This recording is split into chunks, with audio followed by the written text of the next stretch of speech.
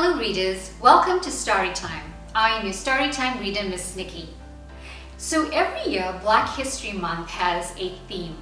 This year's theme focuses on the arts, which I'm really excited about because there are so many incredible people to learn about. Today's Read Aloud is for all my creative fashionistas. This book, titled Only the Best, introduces us to the exceptional life and fashion of Ann Lowe. Ann Lowe grew up in a small Alabama dress shop and became the first nationally known African-American fashion designer. Let's begin and learn more about Ms. Lowe.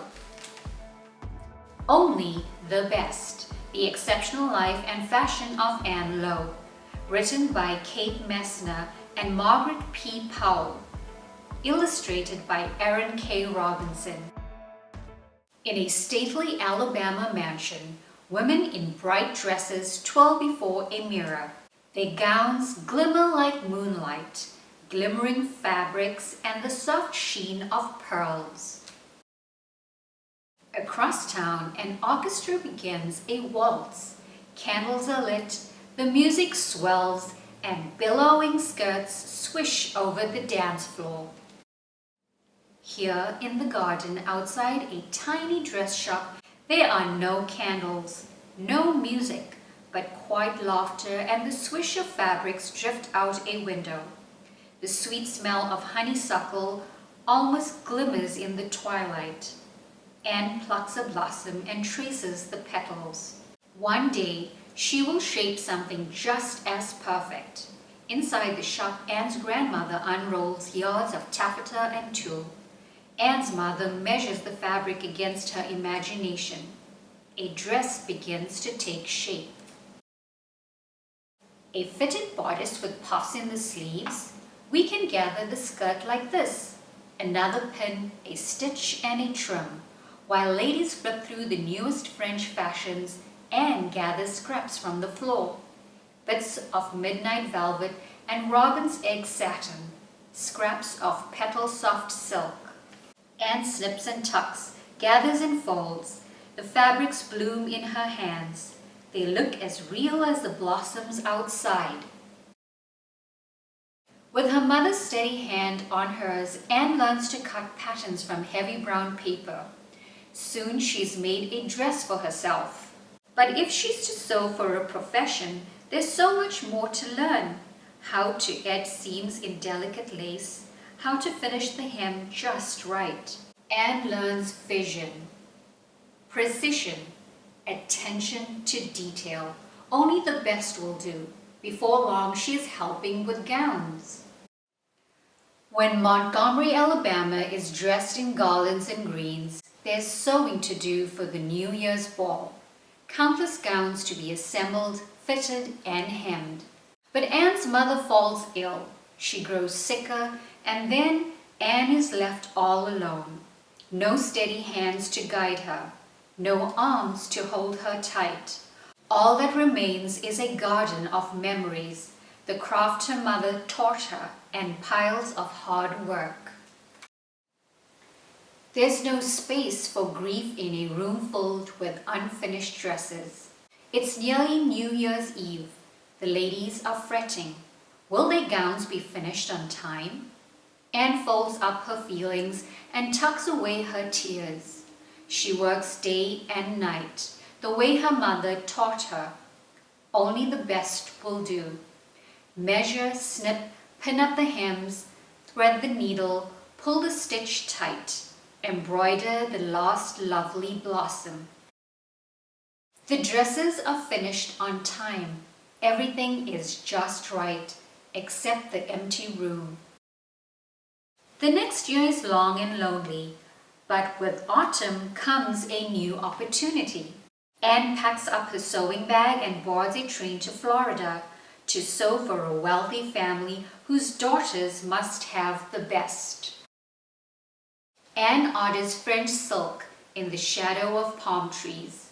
She gathers and drapes, pins and cuts, and pulls each tiny stitch tight. She measures her work against her mother's sweet memory.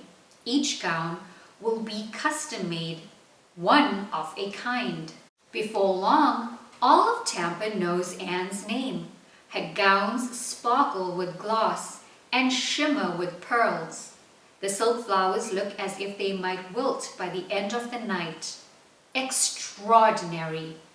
Without one of Ann's dresses, a lady might as well stay home.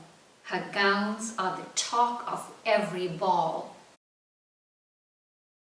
But Ann wants to see her creations in fashion magazines. She knows she has more to learn. Within a year, she saves enough money to enroll in a top French design course at the St. Taylor School in Manhattan. Ann is ready for New York. But New York isn't ready for Ann. It's 1917 and American society is segregated by race. The school has never had a black student. White women refuse to sew beside her. Sharing machines, they work through their lessons. Ann is moved to a room by herself. Behind the closed door, she sits straight and tall. A careful snip, a delicate stitch. A garden bursts into bloom. Ann's silk roses look like they would fool a bee. She hums through her lessons, so talented that the other students come to learn from her. She completes the course with honors, best in her class. She's expected nothing less of herself. Now Ann has learned all that she needs to open a shop of her own. She returns to Tampa making dresses for her old clients. She sews and saves some more until she can open a new shop in her own home. She hires neighborhood women, teaches them her craft, sketching designs, stitching on beads, painting pansies on chiffon. Here's how to ruffle silk into carnations. Here's how to fold tulle into pussy wool buds. But eventually, Tampa feels too small for Ann. She still longs to make dresses for New York's highest society. Ann goes back to Manhattan and opens a little shop of her own. But times are tough. Few people have money for gowns and business never blooms. Ann searches for work instead. She visits a block with the finest boutiques, but every door is closed. The shop owners can't imagine that a black woman designs the most beautiful dresses in town. But Ann knows that her gowns belong on fancy Madison Avenue. She picks out the most respected dress shop in all of Manhattan and asks for a job. The answer is no. Ann goes home to her Harlem apartment, unrolls a length of chiffon, and measures the silk against her imagination. She sews a gown, her very best work, with a skirt that swishes and swirls. She snips and tucks and gathers and hems. She pulls each tiny stitch tight. Then she marches back to the store and offers to work for free until she's proven her worth. The shopkeeper puts Ann's dress in the window and it sells that very same day. Ann has the job. In the back room, she orders rolls of gleaming satin, yards of the sheerest tulle.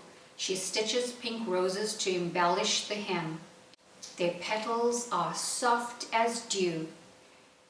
She hand paints flowers down the length of a skirt. Only the best is what she'll offer the millionaires and movie stars who come to this shop. But Ann's name is missing from the dress labels. Her employers take all the credit. Still, customers seek her out. No one's work is as perfect as Ann's. So when one of the most dazzling families has a wedding to plan, Ann is the only choice. This is the wedding of the year. The handsome young senator, John F. Kennedy, is engaged to marry Jacqueline Bouvier. The bride and her bridesmaids need gowns, and Ann will design them all. There are weeks of meetings and sketching, designing and draping. So many dresses to make. 2 months to the wedding, the fabric arrives. There are hundreds of yards of creamy French taffeta to fold and turn and sew. Only the best will do. 1 month to go. The bride's final fitting. Tuck a bit here and stitch a bit there. Does she love it? Is she happy? Will the dresses be ready in time? A week to the wedding. Just a few small jobs left. The candy pink sashes and white satin caps. Anne arrives early and unlocks the door, eager to put the finishing touches on the wedding party's gowns. No! A leak from the ceiling has flooded the workroom. Dirty water stains the skirts and color bleeds from the sashes. Weeks of work wasted. So many gowns ruined. How can the wedding go on?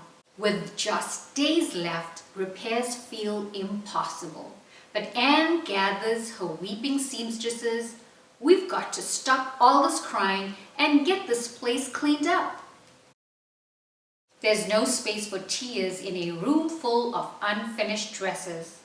Anne has promised to deliver the best of the best. She has worked under deadline before, and this time she's not alone. Order more taffeta. Quickly, now, quickly. Restitch this bodice, replace the stained skirt. Everyone sews day and night and all week long. Will the dresses be finished on time? Yes, they dazzle, they glimmer. They're all that she hoped, and Anne won't let them out of her sight. Normally, her assistant will take the gowns to the bride, but Anne wants to meet the senator. She'll make this delivery herself. These gowns are stunning, the best of the best, fit for a queen and her court. Anne steps up to the mansion door with pride. She knocks. A butler answers. Use the back door, he says, as if she's just a servant. The back door? Anne has measured and snipped and pinned and cut, pulling each tiny stitch tight. She is one of the most talented designers in all of New York. She is not just anything. The back door? No, no. Anne stands up tall and says, "Then would you please tell the senator and Miss Bouvier that there will be no wedding today, because I'm taking the dresses back with me." The butler steps aside. Anne walks in with the dresses, and the fairy tale wedding begins. Her gowns swirl and twirl all night long. Anne is there too, watching them shine. But she doesn't rest for long. There are more dresses to design. Now Anne works in a new salon on Madison Avenue. She keeps a book of client sizes, heights and necklines and waists, but measures her own work against the gowns in her dreams. Fabric the color of new leaves in April, skirts that flare out like upside-down blossoms. Only the best will do. One more touch. Add the flowers. With a roll of the fingertips, silk curves into perfect petals. Now a cascade of rose blossoms will gleam in the light as this skirt swishes over the floor. And the name on the label is the name over the door. The end. Wow, this is such an empowering story. I encourage you to borrow this book from the library or purchase a copy for yourself so you can read the book on your own, as well as the author's note on Ann Lowe's incredible career. When Ms. Lowe died in 1981, she left behind a legacy of beauty. Her elite dresses crossed the stage at the Academy Awards, graced the pages of Vogue, and dazzled audiences at glamorous fashion shows. I hope this story inspires you to work hard and never give up on your dreams. Until next time, take care of yourself and each other, and stay curious.